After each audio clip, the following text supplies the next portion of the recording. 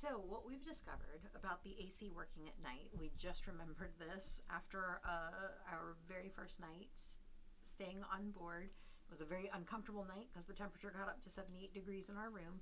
Is on the temperature control panels, your stewards will probably set it to evening or sleep mode over here.